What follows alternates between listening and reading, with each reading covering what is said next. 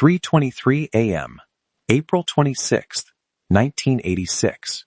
In a concrete control room in Soviet Ukraine, a group of men watch a needle climb past every number it was ever designed to reach. Then the building shakes. Then it breaks. Reactor number 4 tears itself apart, and a column of radioactive fire punches through the roof into the night sky. In that instant, an amount of radiation is released into the atmosphere, more than 100 times what fell on Hiroshima. But the explosion isn't the most terrifying part of this story. The most terrifying part is this. They knew. Engineers had warned, in writing, for years, about the exact flaw that just tore the reactor apart. Their warnings were buried. Their names were forgotten. And for 36 hours after the explosion, the government that caused this said nothing at all, while children rode bicycles through radioactive dust, while mothers hung laundry outside to dry in poisoned air, while an invisible cloud began drifting toward millions of people who had no idea they were already being exposed. This is the story of a warning the world chose to ignore until it was far too late to take it back. A warning buried in reports nobody wanted to read. A warning silenced by men who valued their reputations more than the lives of everyone standing downwind. By the time the truth finally surfaced, the damage was already written into the soil, the water, and the bodies of people who never had a chance to say no. To understand what happened that night, you have to understand the town built to hide it.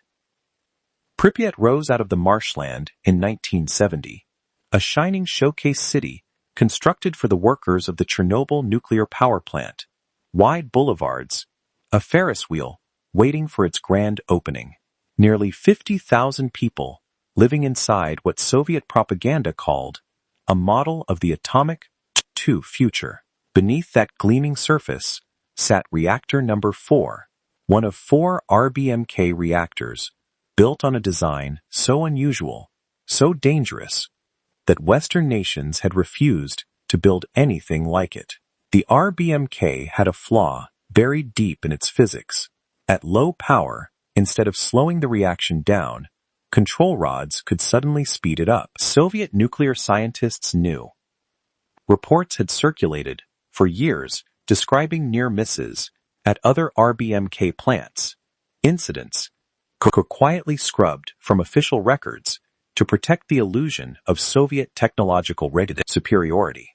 On the night of April 25th, plant operators were ordered to run a routine safety test, a test to see if the turbines could power emergency systems during a blackout. It should have been simple, but the test had already failed twice before, and this time it was delayed for 10 hours, handed to a night shift with less experience, and pushed forward anyway, against the quiet unease of the engineers standing in that control room. An incident.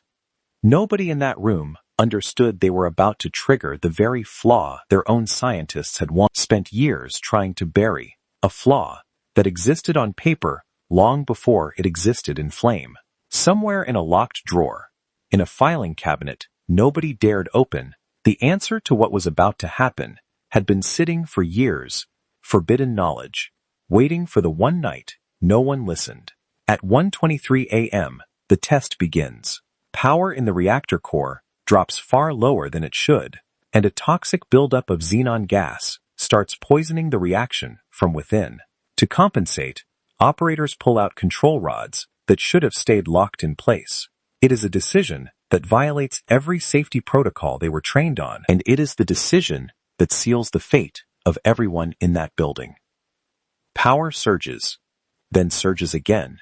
An operator slams the emergency shutdown button, AZ5, the button built to save the reactor. Instead, because of the same design flaw scientists had warned about for years, it does the opposite. The control rods act like a trigger instead of a brake. In seconds, reactor power spikes to roughly 100 times its maximum safe output. 2 explosions rip through the building. The 2,000-ton steel lid of the reactor is thrown into the air like a coin. Graphite blocks, while burning at over 2,000 degrees, scatter across the roof and grounds, spreading fire to a facility never designed to contain it. Firefighters are called. They are given no protective equipment, no warning about radiation, no idea that the rubble they are standing on is lethal. Many die within weeks. Here is the moment that redefines everything you thought you knew about this disaster. The Soviet government did not discover the danger from their own instruments. They discovered it because radiation alarms began triggering at a nuclear plant in Sweden, over 1,100 kilometers away, forcing Moscow to admit something had happened at all. For nearly 2 full days, the fire kept burning, and the truth kept burning with it. Meanwhile, official state radio told citizens nothing had happened at all, that life should continue exactly as normal, while an invisible, odorless, tasteless poison settled onto rooftops, gardens, and the lungs of people who trusted every word. Pripyat was not evacuated until 2 p.m. the following day, 36 hours after the explosion. Residents were told to pack for 3 days. They never returned. Soviet authorities dispatched roughly 600,000 workers, later known as liquidators, to contain the disaster. Men who shoveled radioactive graphite off the roof by hand, given minutes at a time before radiation limits forced rotation.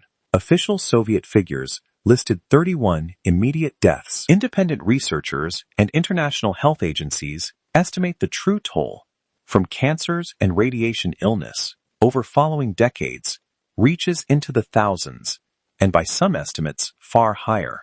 An exclusion zone spanning over 2,600 square kilometers was sealed off and remains sealed today, 4 decades later. In the aftermath, the Soviet Union initially blamed the plant operators entirely, prosecuting several in show trials designed to protect the reputation of the reactors was design itself.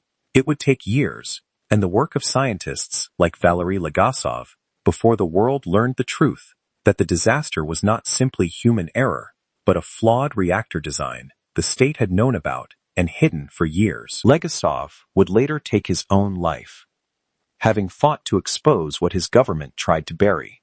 Why does this still matter today? Because the instinct that caused Chernobyl, protecting image over truth, silencing experts who threaten convenient narratives, has not disappeared. It shows up every time inconvenient warnings on climate, on public health, on emerging technology get quietly buried instead of confronted.